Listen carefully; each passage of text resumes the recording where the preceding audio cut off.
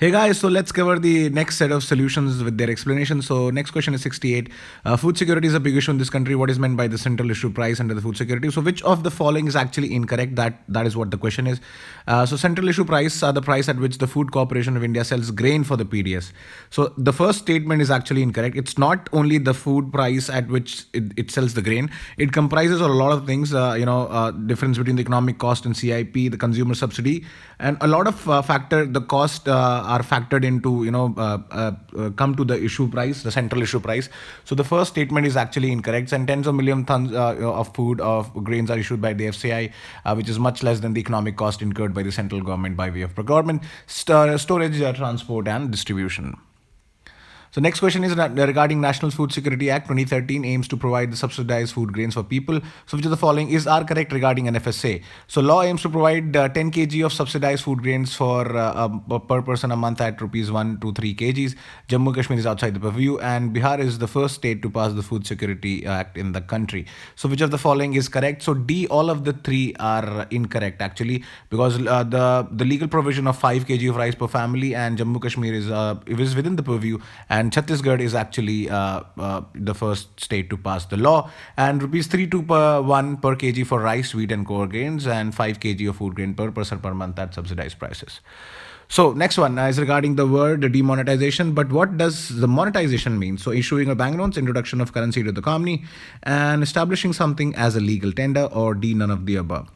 So establishing something as a legal tender is known as monetization. So C is the correct answer for this one. And it also refers to coining of currency and printing of banknotes by the central banks. Next question is regarding the term GDP. So it is total value of all goods and services produced during a particular year in a country. It is the total value of all final goods and services produced during a particular year in the country. So this might be correct, but we have to look at the other option as well. It is a total value of goods and services produced and sold in the domestic market economy during a particular year. And it's total value of all intermediate. Intermediate cannot be GDP. So anyways, the B is the final answer for this one. Total value of all the final goods and services produced during a particular year in the country, and can also be used to estimate a country's standard of living. It is one of the most common indicators used to determine country's economic health. So the next question is rupee 1 note is signed by, not by the governor of RBI, it is signed by the Union Finance Secretary. So C is the correct answer. And according to RBI Act 1934, only RBI can issue currency notes of various denominations, and all other notes except have RBI governor's signature apart from rupees 1 note. Next one is regarding the infant mortality rate. What does it indicate? So I'll tell you directly. It's the infant mortality rate indicates the number of children that die in every year. 1,000 children born before the age of 1 year in that particular year. So 1,000 is the number. You do not have to look for the other things. So 1,000 is the number to identify the infant mortality rate. So A is the correct answer for this one. And as per the sample registration system to 2013, it is for India is like 40 per 1,000 live births, while the under 5 mortality rate is 52 per 1,000 live births. Next question regarding the respect to Indian economy during British rule. So economic policies pursued by the colonial government in India were concerned more with the protection and promotion of their economic interest. Absolutely correct. Such policies brought about a fundamental change in the structure of Indian economy, transforming the country into supplier of raw material and consumer of finished products. This one is also correct. So if you want to know more details about it, you can obviously read your history books. But do watch Dr. Shashi Tharoor's video on the Oxford Union debate. You'll get to know a lot of things regarding Britain owing reparations to India. And the third statement is incorrect because they officially never started measuring national income, though there were measures to reduce it, but they never did it officially.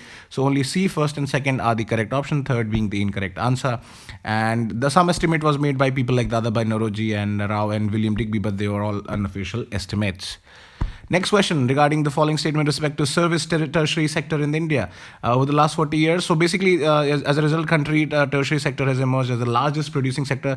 But the thing is incorrect about this one is that it's not does not have the largest employment share. Services sector does have the largest share in the GDP, but not in the employment share. So that is why the first statement is incorrect.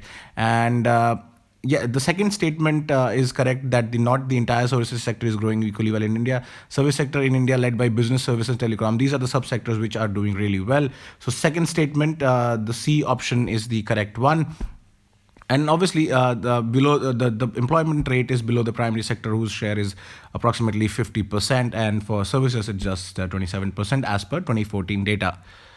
Next question, pneumonia and diarrhea progress report is published by which of the following? So WHO, National Organization of Rare Disorders, International Vaccine and Access Center is the correct answer for this one. So A is the correct answer. And the report said that India is among the 12 nations that have improved their global action plan for prevention and control of pneumonia and diarrhea. The next question is, which of the following states of India celebrated Cherry Blossom Festival first time in India? So Cherry Blossom Festival is actually celebrated in Japan. So after that in India, it's being celebrated in Meghalaya. So C is the correct answer for this one, and is popularly known as Sakura Festival in Japan, held in April every year. So it provided opportunity to showcase unique beauty of pink and white cherry blossoms in traditional art and culture and cuisine of the state. Next question is, which of the following states border with Bhutan? So Nagaland is actually too far. So Nagaland is way below where Bhutan is if you look at the Indian map. So Assam, Sikkim, Arunachal Pradesh and West Bengal border Bhutan. So C, 1, 2, 3, 4 is the correct answer. And the Bhutan-India border is basically 699 kilometers long, and Nagaland does not share, as I told you, with any borders with Bhutan. Next question is the correct statements regarding the painted storks, so wading birds, found in wetlands of Indian subcontinent and Southeast Asia. And India, they usually come in the winter to Chilika Lake in Odisha, and they are listed in critically endangered species. So they are not critically endangered, they are in large number, and they're in the near threatened category. The rest of the two statements are correct. So A, 1 and 2 are the correct options. So basically, they are native to these countries and South Asia, and the threat is that habitat loss, which is common disturbance, pollution, wetland drainage, and the hunting of adults and collection of eggs. Next, which of the following is considered the first written sources of Indian history? Indus script? Well, it cannot be because it still has to be deciphered. Vedic literature does not contain any evidence for Indian history. Puranas, no, they contain hymns and other stuff. So nothing particular, no dates are mentioned in any particular thing that are mentioned in Puranas for Indian history. The only conclusive evidence is from the Ashoka's pillar edicts and the rock edicts. So that is why C is the correct answer. And as I told you, the Vedic literature talks about philosophy, hymn, ritual. They do not have any dates or events, anything related to Indian history. And Puranas are ancient literature which contains a range of topics, myths, legend, and additional traditional lores. Does not contain any substantial evidence of the dates of events of history. And Ashoka's edicts are the first written sources of Indian history. Which of the following sites are Paleolithic in age? Bhimbetka, Atirampakkam, Harappa and Burzam. So Bhimbetka and Atirampakkam are the correct answer. Harappa is, as you know, is a bronze and a metallic age, and Burzam is not a Paleolithic age, it's a Neolithic age. So C, first and second is the correct answer of this one. You can refer for this your NCERT textbooks, and even the fine art will give you information about it. Next question, which of the following is not the part of three Ratnas associated with Buddhism? Buddham, Dhammam, Brahmacharya and Sangam. So Brahmacharya is not a part of Buddhism, and Buddham, Dhammam, Sangam are the part of it.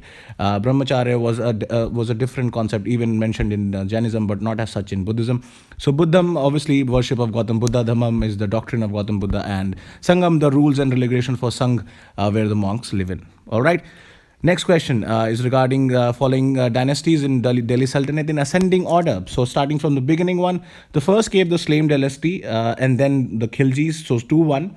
And so only one option, even if you know these two options, you can eliminate and find the answer. So 2-1, and obviously then it's the Tughlaq, Sayyid and Lodi were the lasts. Then obviously the Mughals came in, the Babur attacked the Lodis, and that is why the correct answer is 2, 1, 3, 5, 4. And these are the dates which are mentioned over here. So next one is Annamacharya is the earliest known Indian musician to compose songs. So which of the following dynasties did he flourish in? So he was a Hindu saint, a follower of Vishnu, and he lived during the Vijayanagara Empire and dynasty period. So B is the correct answer, and he was an Indian musician to compose songs in the praise of God Venkateshwar, a form of Vishnu. Obviously these are the dates period where he lived in, and he was a Hindu saint during the Vijayanagara dynasty. So this is it for today's the solutions of these questions. So I'll post the next video regarding the rest of the solutions. Till then, have a good day and prepare well. Thank you so much.